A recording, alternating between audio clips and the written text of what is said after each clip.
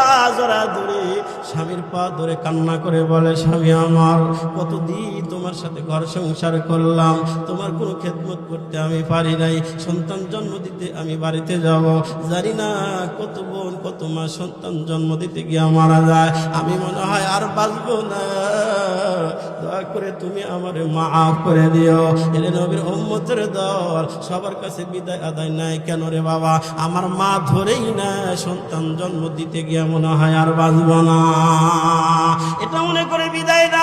এরপরে জন্ম দেয়, জন্ম দেওয়ার সময় এত ব্যথা, ব্যথার কারণে মা একবার এদিক ওদিক গড়াগড়ি খায়, চিৎকার করে মা কাঁদতে চায়, কিন্তু কাঁদতেও পারে না। কেন?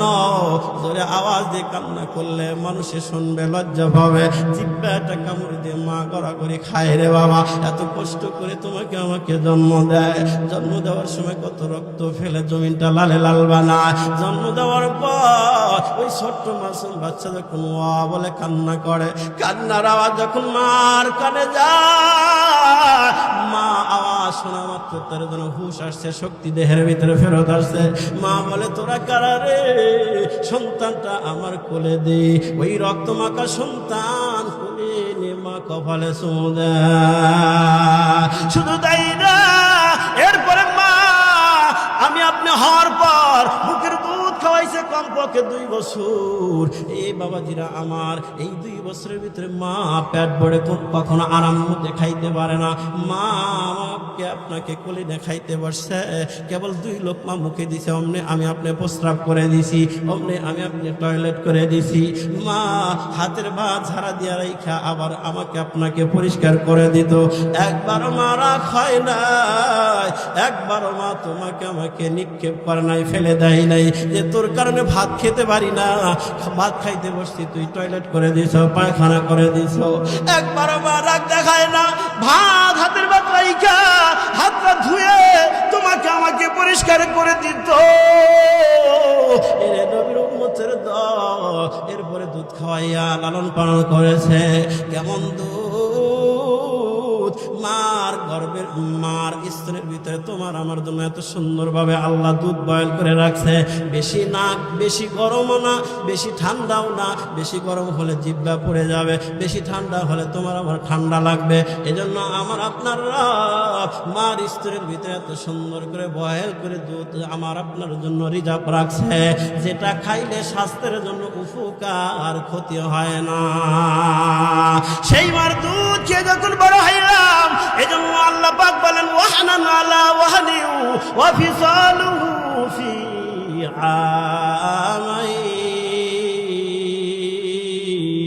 আমাইন। আল্লাহ তাআলা অন্য জায়গায় বলেন, ওয়া কাদা রাব্বুকা আল্লা তা'বুদু ইল্লা ইয়্যাহু ওয়া বিল ওয়ালিদাইনি ইহসানা। আল্লাহু আকবার জোরে বলে, খেদমতে মা দর পে দর কুন ইখতিয়ার, তাশবি আজমাল দৌলত বখতিয়ার। খেদমতে মা দর পে দর কুন সুবহ শাম, তাকে বাসি দর্দ আলম কেনাম। এর নবী উম্মতের দল।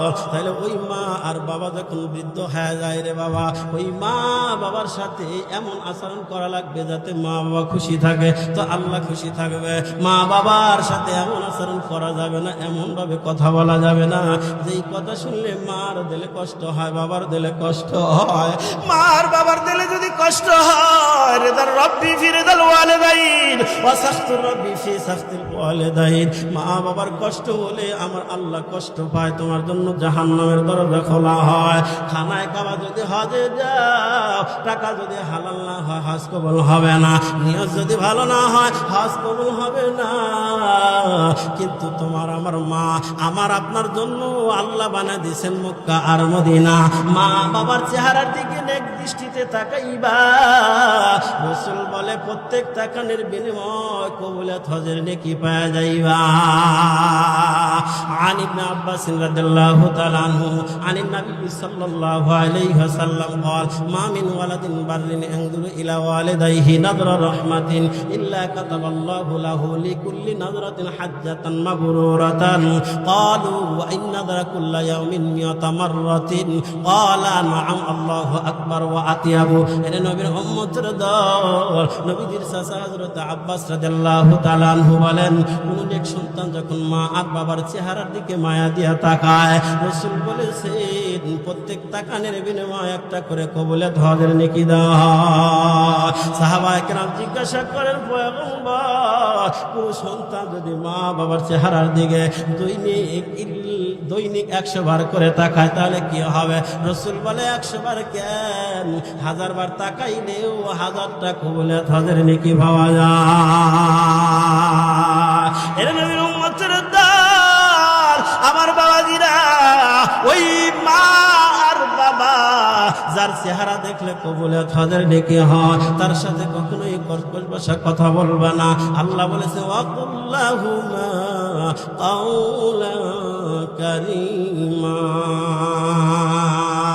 এত সুন্দর ভাষায় কথা বলা লাগবে, সবচাইতে সুন্দর ভাষায় যদি কথা বলতে পারো সেটা বলা লাগবে তোমার মা আর বাবার সাথে। ছোট্ট একটা ঘটনা বলে আমার বাবাজিরা, কিতাবের ভিতরে লেখা হয় একজন যুবক মার খুব সেবা করত, এর নবীর উম্মতের দল, কিন্তু যুবকের দিলের ভিতরে তামান্না, যখন হজের টাইম আসে, হজের মৌসুম আসে, তখন তার দিলে চায় আমি একটু হজে যাব, বাইতুল্লাহতে যাব, মা ওই রাসূলুল্লাহ রওজায় গিয়ে সালাম দেব, আসসালাতু ওয়াসসালাম ইয়া রাসূলুল্লাহ বলবো। মাকে বলে, মা তুমি যদি অনুমতি দাও আমি একটু খানায় কাবায় যাব, রাসূলের রওজাতে যাব। মা বলে, দেখ বেটা দেখ, আমার তো তুই ছাড়া আর কেউ নাই, আসলেও কেউ নাই। মা বলে, দেখ তুমি যদি যাও তাহলে আমাকে কে ওষুধ পানি খাওয়াবে, কে আমাকে ধরে ধরে টয়লেটে নেবে, কে ধরে ধরে আমাকে গোসল করা দিবে? বাবা আমার তো কেউ নাই, আমার শরীর ভালো না, এবছর তুমি যায় না, আমি ইন্তেকাল করার পরে তুমি হজে যাইবা, এর আগে যায় না। এইভাবে আমার বাবাজিরা সন্তানকে বুঝাইয়া বুঝাইয়া 5-7 বছর চলে গেছে। 7 বছর যাওয়ার পর 8ম বছরে এবার সন্তান মাকে বলে, মা এবছর আমি হজে যাবই, যতই নিষেধ করো আমি মানবো না, বরং আমি হজে গিয়ে তোমার জন্য দোয়া করব, আল্লাহ যেন তোমার আরো বেশি দিন বাঁচা রাখে, তোমার জন্য আরো সুন্দর সেবা করতে পারি। মা বলে, দেখ বেটা এবছর আমার শরীরের অবস্থা আরো খারাপ, আমার মন বলে আমি হয়তো বাঁচব না রে বাবা, এবছর তুই হজে যাস না। সন্তানকে বিভিন্নভাবে নিষেধ করা হলো, কিন্তু সন্তান মানলেন না। এবার হজে যাওয়ার জন্য সে বের হয়ে গেল। এবার গাড়ি ঢুকলা নিয়ে যখন হজের জন্য বের হয়ে গেল, ওই সময় তো বিমান দিয়ে যাওয়ার কোনো সিস্টেম ছিল না, আর বর্তমান তবলিগ জামাত যেমন হেঁটে হেঁটে যায় ওই রকম ভাবে যাইতো। এর নবীর উম্মতের দল গাড়ি ঢুকলা নিয়ে যখন হজের জন্য সন্তান বের হয়ে যায়, মা ফেল ফেল করে সন্তানের দিকে তাকায় রইলেন। এর সন্তান তোরে নিষেধ করলাম, আমার স্বাস্থ্য ভালো না, একা চলতে পারি না, আমি ওষুধ পানি খেতে পারি না, সন্তান আমার কথা না শুনে তুই হজে গেলি, মার দিলে বড় কষ্ট লাগছে। মা আল্লাহর দরবারে অভিযোগ দায়ের করলেন, আল্লাহর কাছে বলে, আল্লাহ আমার সন্তান আমার কথা মানলো না, আল্লাহ আমার সন্তানের কথাও তুমি আল্লাহ মাইনো না। মা অভিযোগ দিয়ে ফেললো, আমার সন্তান আমাকে যেমন কষ্ট দিল, আল্লাহ তুমি ওকে কষ্ট দিও। এর নবী উম্মতের দল, মার দোয়া তো সব আল্লাহর দরবারে কবুল হয়ে যায়। আল্লাহর দরবারে কবুল কেমনে হলো সংক্ষিপ্ত বলি রে বাবা। সন্তান তো হজের উদ্দেশ্যে বের হয়ে গেল, দীর্ঘ 1 মাস সফর করার পরে একটা রাতের বেলা মসজিদে, জীর্ণশীর্ণ একটা মসজিদে অবস্থান করলেন। রাতের বেলা ওই সন্তান মসজিদ থেকে উঠে আমার ওই ওযুখানায় গিয়ে উযু করে তাহাজ্জুদের নামাজ পড়ার জন্য মসজিদে ঢুকলেন। তাহাজ্জুদের নিয়তে যখন দাঁড়াইলেন, হঠাৎ আমার বাবা ওই মসজিদের পাশের বাড়িতে ওই দিন একটা চোর আসছে চুরি করার জন্য। চোর চুরি করে মাল সামানা টুকলা বেঁধে যখন বের হবে, তখন বাড়িওয়ালাটি টের পায়ে গেছে। বাড়িওয়ালা টের পায়ে বলে এই চোর চোর বলে চিল্লানি মারা মাত্র চতুর্দিক থেকে মানুষ যখন ঘের দেওয়া ফেলছে, চোর যখন দেখে বেগতিক, এবার চুরিকিত টোপলাটা নিয়ে যখন মসজিদের সামনে দেয়া দৌড় মারছে, চোর দেখতেছে মসজিদের দরওয়াজা খোলা। অমলাই মসজিদে ঢুকে পড়ছে। মসজিদে ঢুকে দেখে সামনে পুরা ওয়াল নাই, মাত্র হাফ ওয়াল করা, কোন রকম আমার বাড়িরা মুরগি টুরগি আটকানোর জন্য বেড়া জীর্ণ শীর্ণ মসজিদ। চোর দেখে ঢুইকেই দেখে মসজিদের মধ্যে একজন নামাজ পড়ে। চোর চিন্তা করলো তাহলে বাঁচার একটা উপায় পাইলাম। ওই চুরিকৃত মালের টোপলাটা যিনি নামাজে দাঁড়াইছে যুবক, ওই যুবকের পাশে রাইখা সামনে কল টপকায়া চলে গেলেন। একটু জিকির করে লা ইলাহা ইল্লাল্লাহ। একটু আগান বাবা, ওই লোক আটতেছে না, একটু আগান, এই ফাঁকাগুলো পুরো করে লা ইলাহা ইল্লাল্লাহ। মারাও একটু আগান, সামনে আগান, লা ইলাহা ইল্লাল্লাহ। প্রজেক্টরওয়ালা ভাই মহিলাদের কাছে একটু যান, প্রজেক্টরে সমস্যা হয়েছে, আগায় দেন একটু, একটু আগান, লা ইলাহা ইল্লাল্লাহ, লা ইলাহা ইল্লাল্লাহ। ও বাবাজিরা একটু আগান, এই যে ফাঁকা ফাঁকা জায়গাগুলো একটু পূরণ করে বসেন। লা ইলাহা ইল্লাল্লাহ, লা ইলাহা ইল্লাল্লাহ, লা ইলাহা ইল্লাল্লাহ। সবাই আগান, লা ইলাহা ইল্লাল্লাহ। মানুষ জমলি না কালে আগান আগান সবাই।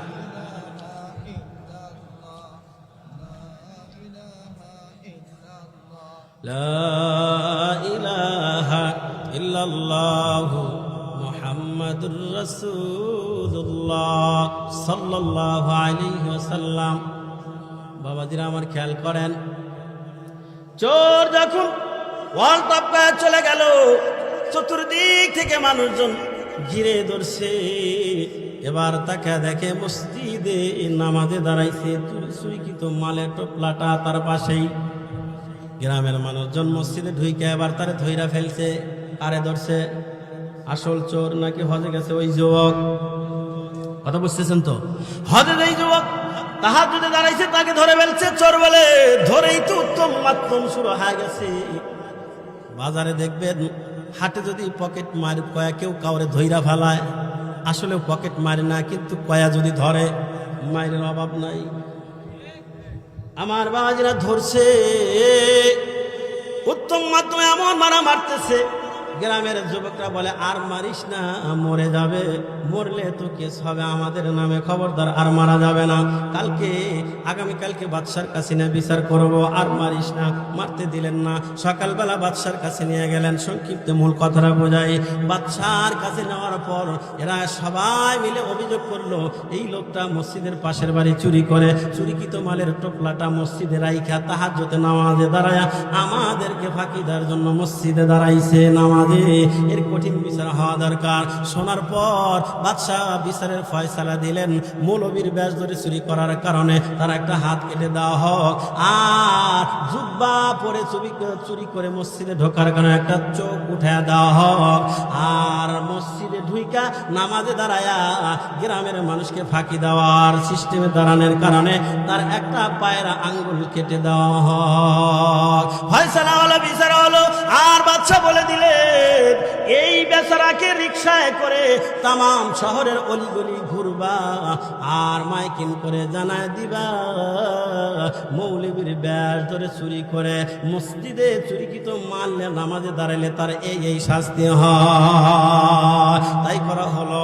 এবার যখন মাইকিং করা শুরু করছে, এবার ওই যুবকটা যেই হাতটা ভালো আছে কাটে নাই, ওই হাতটা দিয়া তার মাউথপিসটা ধইরা বলে, ভাই এই কথা বলবা না যে চুরি করার কারণে মৌলবীর ভ্যাস ধরে চুরি করে চুরিকৃত মাল মসজিদে নিয়ে তাহাজ্জুদে দাঁড়ানোর কারণে এই শাস্তি, এই কথা বলবা না, বরং এই কথা ঘোষণা দাও যে মার কথা অমান্য করে কেউ যদি হজে যায় তার এই শাস্তি হয়। এখন তারা বলে কি বলতে চান, কথা বলার পর এখন তারা আফসোস করে, বাদশাহ আফসোস করলো। এরা নবীর উম্মতের দল, আমি আপনাদের কাছে জানতে চাই হজ কি খারাপ জিনিস? আরো ধরে বলে খারাপ না ভালো? ভালো, যেটা পরে করা যায় ওই জিনিসটা আমার কথা অমান্য করে ওই জিনিসটা করা শরীয়তে বৈধ না। দেখেন রে বাবা, সাহাবায়ে কেরাম রাসূলকে বলেন ইন্নী উরিদুল জিহাদা, রাসূল বলেন আবু আহাইয়ুন আবওয়াকা, তোমার কি মা বাবা জীবিত আছে? সাহাবী বললেন হ। রাসূল বললেন ফাফিহা ফাজাহিদ, তুমি তোমার মা বাবার সেবা করো, সেখানেই তুমি জিহাদের নেকি পাওয়া যাইবা। আল্লাহু আকবার। আমার বাজিনা, তাইলে আমি বুঝাইতে চাইলাম মা কত অমান্য করে হজে যাওয়ার কারণে তার এই শাস্তি। আমার বাবারা, এজন্য রাসূল বলেন রেদার রব্বি ফি রেদাল ওয়ালিদাইন ওয়া সাখতুর রব্বি ফি সাখতিল ওয়ালিদাইন। মা বাবার সাথে খারাপ আচরণ করা যাবে না। ভালো আচরণ করে মা বাবাকে খুশি করতে পারলে আল্লাহ খুশি হয়, জান্নাত বরাদ্দ হয়। মা বাবা যদি অসন্তুষ্ট হয়, আল্লাহ অসন্তুষ্ট হয়, জাহান্নামের দরজা তোমার জন্য ওপেন হইয়া যায়। এরা নবীর উম্মতের দল। তাই রাসূল বললেন 3 গুণের 2 নাম্বার গুণ হলো ওয়াশফাকাতু আলাল ওয়ালিদাইন, যে পিতা মাতার সাথে সদয় আচরণ করবে, এই গুণ যার সিনার ভিতরে আনবে, আল্লাহ তাআলা তাকে আপন রহমতের ছায়ার নিচে জায়গা দিবে। আদখালাহুল জান্নাতা, পরিশেষে জান্নাতে দিয়ে দিবেন। আমার বাবাজিরা, আর একটা গুণ আছে, আমি বলেই শেষ করব। আমার বাবাজিরা, তার আগে আমি আপনাদের কাছে জানতে চাই, অনেকের মা বাবা দুনিয়া থেকে চলে গেছে, অনেকের আবার মা বাবা আছে, অথবা মা আছে, অথবা বাবা আছে, অথবা অনেকের 2 জন আছে, অনেকের একজন নাই, অথবা একজন আছে একজন নাই। এরা নবীর উম্মতের দল। যাদের মা বাবা আছে 2 জন অথবা যে কোনো একজন, তাদের সুস্থতার জন্য যদি দান সদকা করেন, অথবা যাদের মা বাবা নাই, কেউ নাই, অথবা 2 জনের একজন আছে, ওই মা বাবা যে দুনিয়া থেকে চলে গেছে, তাদের রূহের মাগফিরাতের জন্য যদি আল্লাহ রাস্তায় কিছু খরচ করেন রে বাবা, আপনার আমার পয়গম্বর বলেছেন এই দানের নেকিটা সোজা ফেরেশতার মাধ্যমে আল্লাহ মা আর বাবার কবরে পৌঁছাইয়া দেয়। আল্লাহু আকবার। এজন্য আমার বাবাজিরা, মা বাবার জন্য বেশি বেশি দান সদকা করা। রাসূল বলেন বাদিরু বিস সাদাকা ফাইনাল বালাআ লা ইয়াতাখাত্তাউহা, তোমরা বেশি বেশি দানের মধ্যে অগ্রগামী হও, কেননা বালা মুসিবত দানকে অতিক্রম করতে পারে না। সুবহানাল্লাহ জোরে বলে। এরা নবীর উম্মতের দল। মা বাবার নামে দান করলে সেটা ফেরেশতার মাধ্যমে আল্লাহ কবরে পৌঁছাইয়া দেয়। মা বাবা কবর থেকে খুশি হয়ে যায় রে বাবা। কবর থেকে খুশি হইয়া মা আর বাবার জন্য দোয়া করে, সন্তানের জন্য দোয়া করে। সুবহানাল্লাহ জোরে বলি। ওই মা আর বাবার জন্য, ওই মা আর বাবার জন্য আমার বাবাজিরা, কোনো ভাই আছেন কি 50,000 টাকা, এরপরে 25,000, এরপরে 10,000 করে কয়েকটা মানুষ একটু দেখতে চাই, 1,000, 2,000, 5,000 মা আর বাবার জন্য, সুস্থতার জন্য, অথবা মাগফিরাতের জন্য সদকায়ে জারিয়ার আমল যদি করেন রে বাবা, তাহলে এই নেকিটা কিয়ামত পর্যন্ত আপনার মা বাবার অ্যাকাউন্টে নেকি পৌঁছতে থাকবে। নবী বলেছেন মা বাবার নামে সব পৌঁছাবার ব্যবস্থা করা সন্তানের উপরে দায়িত্ব। মা বাবা ইন্তেকাল করে কবরে গেলে সন্তানের উপরে 7টা হক থাকে। এই 7টা হকের একটা হক হলো মা বাবার নামে সব পৌঁছানোর ব্যবস্থা করা। লিল্লাহি তাকবীর। হাবিব